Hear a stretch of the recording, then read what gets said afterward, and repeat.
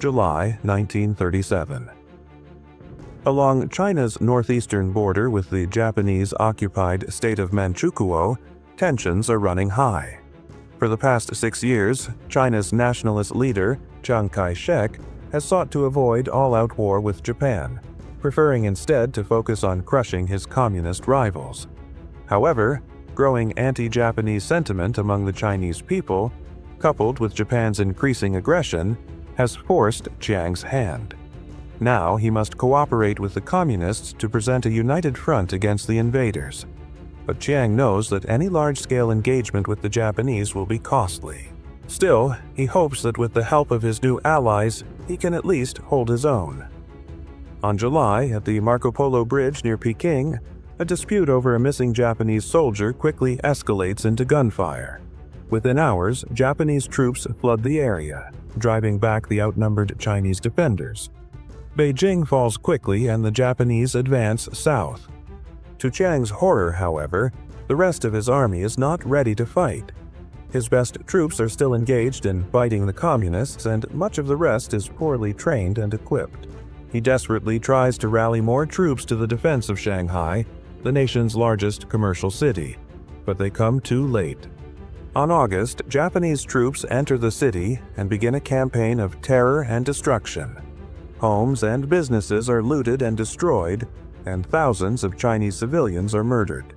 Chiang knows that he cannot save Shanghai, so he orders Generalissimo Du Yuming to attack any Japanese ships in port, so that Japanese ground forces would have to divert from Shanghai to defend their shipping.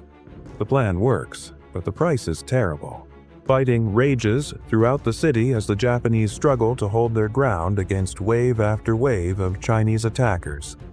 As the battle for Shanghai reaches its climax, Chiang visits the front lines to observe the fighting. He is horrified by what he sees.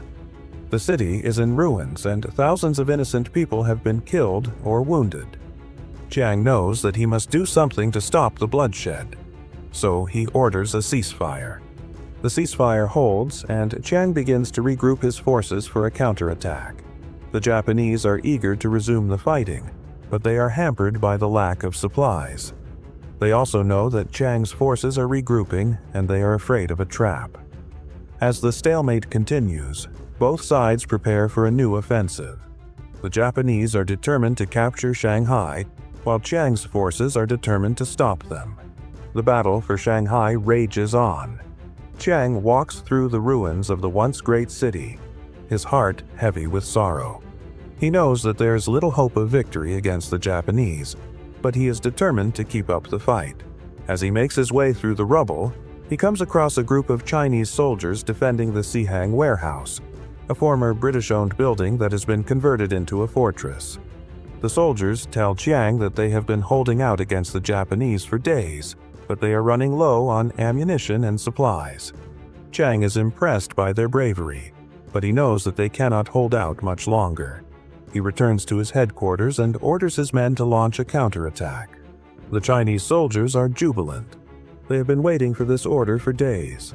They know that the odds are stacked against them, but they are willing to take the risk. The counterattack begins, and the Japanese are caught off guard. For a few glorious moments, it seems as though the Chinese may actually be able to hold Shanghai. But the Japanese quickly regroup, and the tide of battle turns. The Japanese counterattack is swift and brutal. The Chinese soldiers at the Sihang warehouse are overwhelmed and forced to retreat. Chiang watches helplessly as the Japanese take control of the city. He knows that the battle is lost, but he is determined to keep up the fight. From Shanghai, the Japanese advance across northern China, battling Chinese forces all the way. Peking falls quickly, then Tianjin, then Wuhan. Everywhere the Japanese go, they commit atrocities against the civilian population. Entire villages are wiped out, women are raped, and prisoners are tortured and beheaded. Chiang's government is desperate to stop the Japanese advance, but it seems like nothing can stop them. By early 1938, the Japanese have advanced to within 160 kilometers of Chongqing, Chiang's capital. Chiang knows that if the Japanese capture Chongqing, his government will collapse. He orders his troops to stop the Japanese at all costs. The Japanese are undeterred. They launch a massive attack on the city, but they are repelled by the tenacious Chinese defenders. Chiang's forces are able to hold out, but it's a costly victory.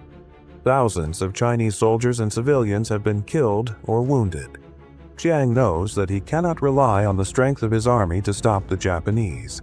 He needs help from somewhere. He turns to the Soviet Union, hoping that Stalin will come to his aid. But Stalin is not interested in helping the Chinese. He has his own plans for the future of Asia, and he doesn't want to jeopardize them by getting involved in the conflict. Chiang is left with no choice but to rely on himself. He orders his troops to launch a counterattack. The Chinese counterattack is not well coordinated, and the Japanese are able to beat it back. However, the Japanese are overconfident, and they make a fatal mistake. They underestimate the strength of the Chinese people. The Chinese people are tired of being occupied by the Japanese. They have suffered greatly under Japanese rule, and they are ready to fight back. The Chinese launch a massive resistance movement. Guerrilla bands harass the Japanese troops, while Chinese civilians resist in other ways. The Japanese are unable to cope with the resistance, and they begin to lose ground. In 1939, the Soviet Union finally agrees to help the Chinese. They send aircraft and pilots to help the Chinese fight the Japanese. With the help of the Soviets, the Chinese are able to push the Japanese back. However, in 1941, Stalin signs a truce with Japan, leaving China largely alone in its fight against the Japanese. The only help Chiang receives now comes from an unlikely source, the United States. The U.S. government begins to supply aid to China through Lend-Lease programs. This aid helps Chiang's forces continue to fight the Japanese. American volunteers also come to China to help fight the Japanese. One of these volunteers is the Flying Tigers, a group of American pilots led by Claire Lee Shannon. The Flying Tigers are instrumental in helping the Chinese push the Japanese back. Despite the help Chiang now receives, he is still outnumbered and outgunned. The Japanese are determined to crush the Chinese, but they are unable to do so. Chiang's forces are able to hold out, and eventually the Japanese become weary of the fighting. By 1945, the Japanese have given up on trying to invade China. They are focused on their war in the Pacific, and they do not have the resources to continue fighting in China. With the Japanese defeated, Chiang's forces push them out of China. The Japanese surrender on September 2, 1945. When the news reaches China, the people erupt in celebration. They have won their freedom back from the Japanese, but the cost has been enormous. An estimated 15 to 20 million Chinese lives were lost during the war. The country is in ruins, and its economy is in sharp decline. Despite the devastation, the Chinese people are determined to rebuild their country. They know that they have suffered greatly under Japanese rule, and they are not about to let their country be destroyed. The Chinese people get to work rebuilding their homes, their businesses, and their lives. After Japan's surrender, China faces a new set of challenges. The country is divided between the nationalists led by Chiang Kai-shek and the communists led by Mao Zedong. Both sides claim to be the rightful government of China, and neither is willing to compromise. Civil war erupts in 1946, and the fighting is intense. For the first 2 years of the war, the nationalists are successful. They are better equipped and trained, and they have the support of the United States. However, the nationalists make some key mistakes. They are corrupt, and their soldiers often mistreat the civilian population. The nationalists also make the mistake of fighting the communists on two fronts.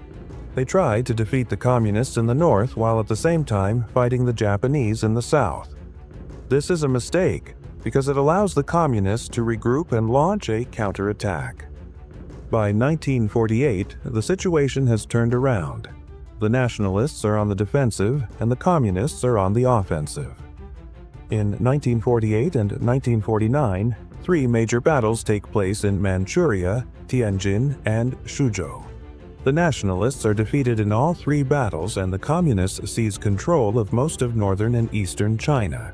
In 1949, the nationalists flee to Taiwan, and the Communists established the People's Republic of China on October 1, 1949. Mao Zedong becomes the leader of the new government, and he sets about the task of rebuilding China. China had endured the worst years of its history, but its people were resilient, and their struggle for survival had paid off.